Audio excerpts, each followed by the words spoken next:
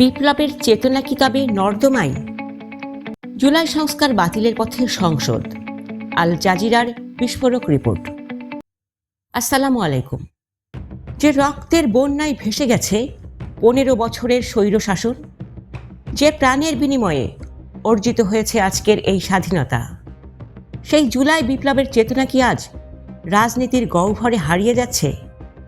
আল জাজিরায় প্রকাশিত এক অনুসন্ধানী প্রতিবেদনে দাবি করা হয়েছে, বাংলাদেশে জুলাই আগস্টের ছাত্র জনতার অভ্যুত্থানের পর ডক্টর ইউনূসের অন্তর্বর্তী সরকার যে মৌলিক এবং বৈপ্লবিক সংস্কারগুলো এনেছিল, নবনির্বাচিত সংসদ তা অত্যন্ত সুকৌশলে বাতিল বা দুর্বল করার পথে হাঁটছে। মানবাধিকার রক্ষা থেকে শুরু করে গুমের বিচার সবই কি তবে থমকে যাবে? আজ আমরা কোনো সাধারণ খবর নয়, বরং আল জাজিরার সেই বিস্ফোরক রিপোর্টের প্রতিটি লাইন বিশ্লেষণ করব এবং দেখব কিভাবে আমাদের বিপ্লবের ফসল চুরি হয়ে যাচ্ছে। আল জাজিরা তাদের রিপোর্টে উল্লেখ করেছে যে অন্তর্বর্তী সরকারের সময় অন্তত 133টি আইন বা অধ্যাদেশ জারি করা হয়েছিল। এই আইনগুলোর মূল লক্ষ্য ছিল রাষ্ট্রকে স্বৈরাচারী কাঠামো থেকে গণতান্ত্রিক কাঠামোতে রূপান্তর করা। কিন্তু বর্তমান সংসদে যখন এই আইনগুলো উত্থাপন করা হচ্ছে, তখন সংসদীয় কমিটিগুলো পর্যালোচনার নামে এগুলোর মূল চেতনা বদলে দিচ্ছে। রাজনৈতিক বিশ্লেষকদের বরাত দিয়ে আল জাজিরা বলছে, সরকার এখন আগের মতোই ক্ষমতা কক্ষিগত করতে চায়। তাই তারা বিচার বিভাগ ও আইন শৃঙ্খলা বাহিনীর উপর থেকে নিয়ন্ত্রণ ছাড়তে রাজি নয়। এটি কি তবে সেই পুরনো চেহারায় ফিরে যাওয়ার সংকেত? বিপ্লবী পরবর্তী বাংলাদেশের সবচাইতে বড় আবেগ ছিল গুম।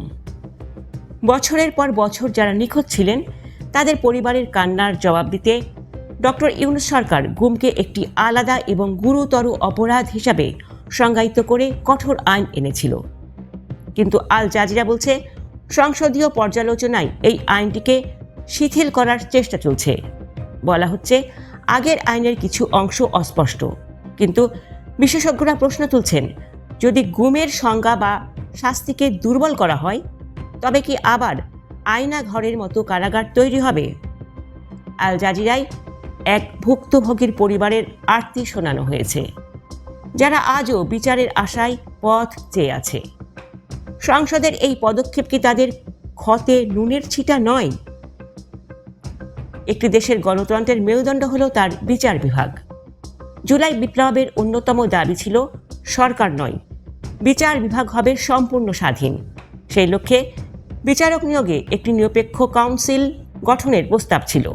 কিন্তু আল জাজিরার রিপোর্ট অনুযায়ী বর্তমান সংসদ সেই প্রস্তাবে আইনি জটিলতা খুঁজে পেয়েছে। এর মানে হলো, সরকার আবারও নিজেদের পছন্দের মানুষদের বিচারক হিসেবে নিয়োগ দেওয়ার ক্ষমতা ধরে রাখতে চায়। এই পয়েন্টটি আপনার দর্শকদের জন্য সবচাইতে গুরুত্বপূর্ণ। ক্ষমতা যদি আবার এক জায়গায় কেন্দ্রীভূত হয়, তবে কি ছাত্ররা এই দিন দেখার জন্যই অকাতরে প্রাণ দিয়েছিল?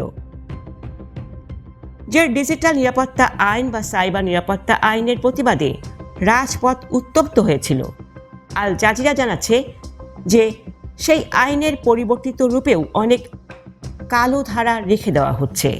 যদিও সরকার বলছে তারা এটি শিথিল করেছে, কিন্তু মানবাধিকার কর্মীদের মতে আইনের ভাষা এমনভাবে রাখা হচ্ছে যাতে প্রয়োজনে আবারও সমালোচকদের মুখ বন্ধ করা যায়। সংসদের এই দোটানা চরিত্র প্রমাণ করে যে তারা বিপ্লবের অঙ্গীকার থেকে অনেক দূরে সরে গেছে। দর্শক, আল জাজিরার এই রিপোর্টটি কেবল একটি সংবাদ নয়, এটি আমাদের জন্য একটি সতর্কবার্তা।